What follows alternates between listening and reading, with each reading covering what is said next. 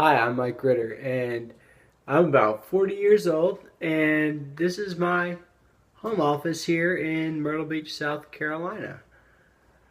I was paralyzed from a sports injury sustained back in high school, and I'm going on, oh goodness, going on 23 years now being paralyzed. My injury is C5-6, paralyzed here about the chest down functionally. I am my full time job is I'm a stay at home house spouse. Been married since 2009 to a wonderful lady Dana. We've shared our story on a separate blog, and she works full time outside the house, and so I primarily keep things running around the house. But also, I've had a couple of professions since I broke my neck. Started out, went to college, got my bachelor's in psychology. After I got my bachelor's in psychology, I went into helping people with developmental disabilities. I intended to get my graduate degree, but I didn't complete that.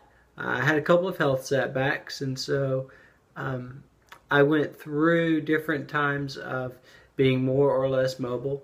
After about 5 years, I relocated to Texas. Found it difficult to find the full time job, and so that's when I applied for and qualified for full time disability.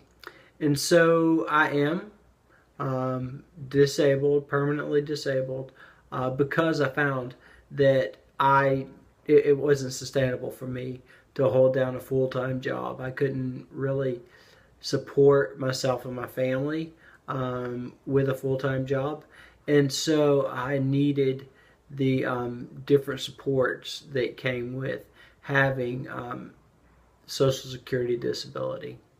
That said, I have also found ways to earn income and to stay busy and be productive. One was through just picked up web development as a hobby, and I found that I could use an adaptive equipment, my splint, and type and do a lot of things on the computer.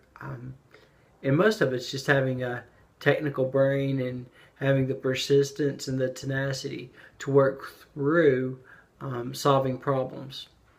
Another thing that I really enjoyed was because I had my bachelor's degree, I was able to go in and be a substitute teacher. And so that was great for a season, and sometimes it's worked out for me, others it hasn't. One of the one of the things that I've found being in a wheelchair is the requirement for me to have home health care come in and get me up in the mornings. That makes it difficult to be able to be consistent and reliable. And so I found that working from home in this field of web development and design has been the best use for my time. I would say that anybody who is looking to work themselves, definitely let's do four main things. Item one, understand that your disability is a disability. And a buddy of mine in East Texas, his name is Todd Petershagen, he told me something very important. He said, Michael, managing your disability is a full-time job.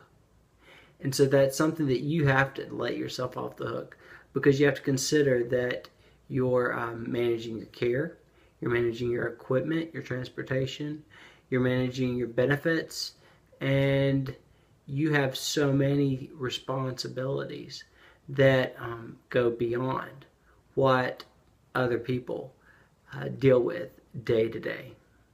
So that's number one. Number two, understand the unique financial requirements that you have. There are limitations.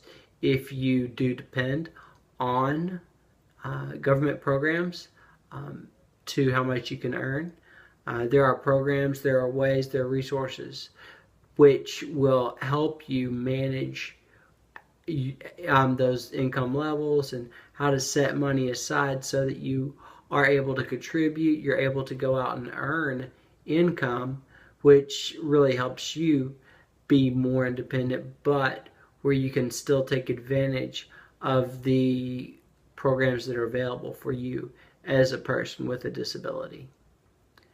Number 3 is to really find something that you can do. Find something that you can be successful at, that you can find that contributes. Some people settle for something that they think, well, I can do this, but there's not much fulfillment in it, or you are underutilized or underappreciated. Some of it is busy work or menial work that's beneath your capacity. And so I say find something that's not just a job that is there, but find something that really does bring value to you.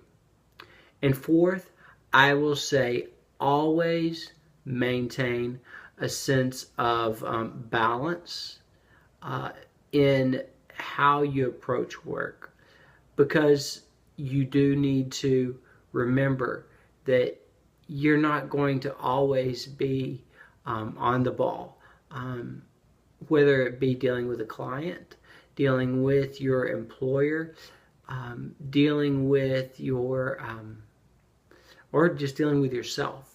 Understand that there are unique limitations, unique situations and circumstances that will happen that you're just going to have to say, look, this is a wild card, and I apologize. I'm not going to be able to fulfill my commitment to you today, but I will make it up to you. This is how I can make it up to you, or I can find a way or a resource for you. Thank you so much. Anything that you have, post in comments below, and I'll try my best to get back to you guys. Thanks so much.